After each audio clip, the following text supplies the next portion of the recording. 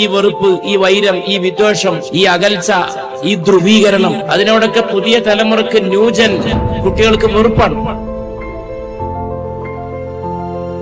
അടുത്ത കാലത്തെ രാജ്യത്തുടനീളം ഈ വൈരത്തിന്റെ അന്തരീക്ഷം ഉണ്ടാക്കുന്നവർക്കെതിരെ ഏറ്റവും അധികം ഉണർന്നത് ഇന്ത്യൻ ക്യാമ്പസുകളാണ്. നന്നായി വരച്ചിട്ടുണ്ട്. മുത്തങ്ങൾ മൊബൈൽ ഫോണിൽ കാണിച്ചു തന്നു. വലിയ ആർട്ടിസ്റ്റ് ആയിട്ട് വളരട്ടെ എന്ന് ആശംസിക്കുന്നു. ഇലക്ഷൻ പ്രഖ്യാപിച്ച അന്ന് മുതൽ ഞാൻ അതുല് പുഷയും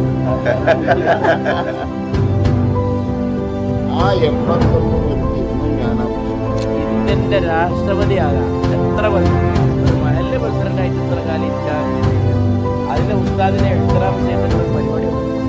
എന്റെ ആദരം.